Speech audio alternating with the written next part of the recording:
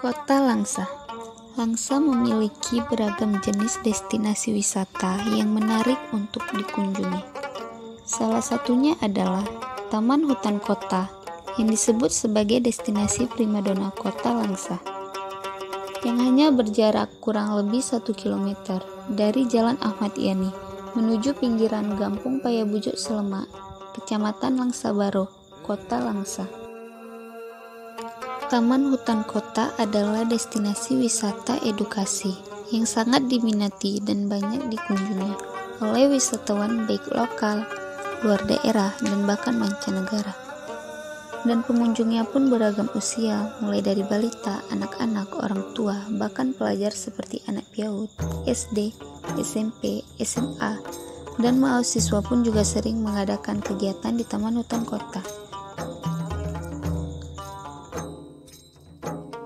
Di antara banyaknya fasilitas, beragam jenis satwa dan wahana yang ada di Taman Hutan Kota, di kesempatan ini saya akan membahas bagaimana bentuk dan kekokohan beserta barang-barang peninggalan bersejarah yang ada di dalam Rumah Aceh.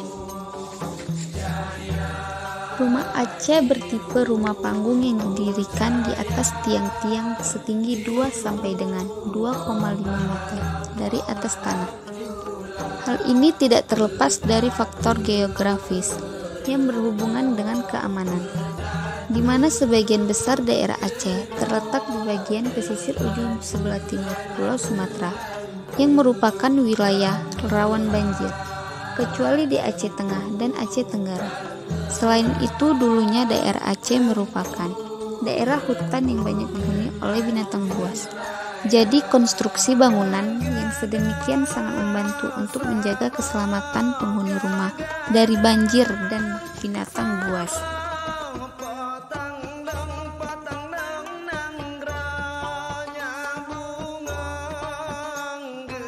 Rumah Aceh yang berasal dari Gampong Bantanyan, Kecamatan Simpang Ulim, yang diperkirakan telah berusia antara 250 sampai dengan 300 tahun, yang dimiliki oleh seorang saudagar Aceh, Tengku Nyak Yusuf.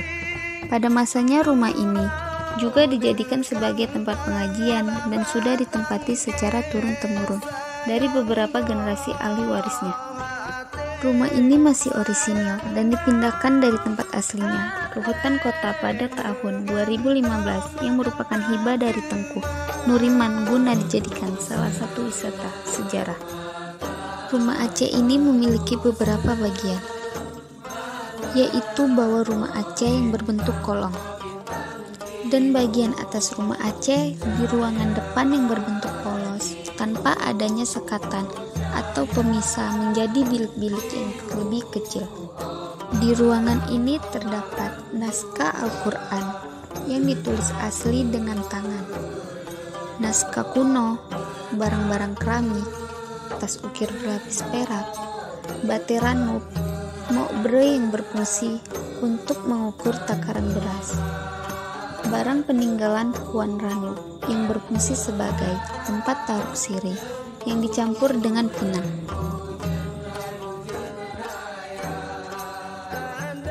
Dan juga ada guci, piring gelas yang terbuat dari keramik, dan barang-barang lainnya.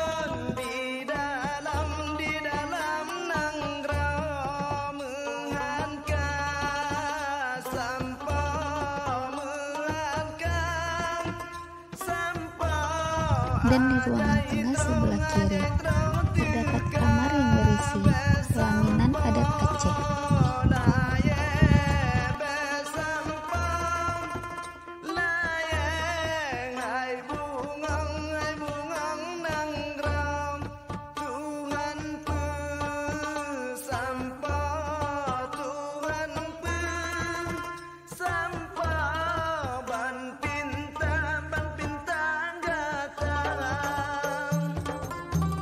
Sedangkan di dalam kamar sebelah kanan terdapat tempat tidur pada zaman dulu.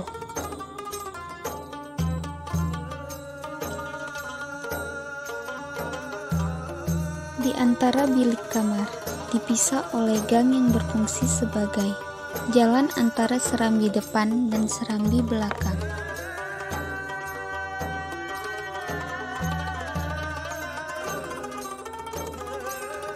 dan yang ketiga di bagian belakang. Di bagian ini adalah ruang dapur. Di ruangan belakang ini terdapat barang-barang dan alat-alat tajam bersejarah zaman dulu, seperti beberapa pedang, golok, tombak kuno, dan senjata angin yang digunakan untuk berperang pada zaman dulu, dan barang-barang dan juga alat-alat tajam bersejarah lainnya.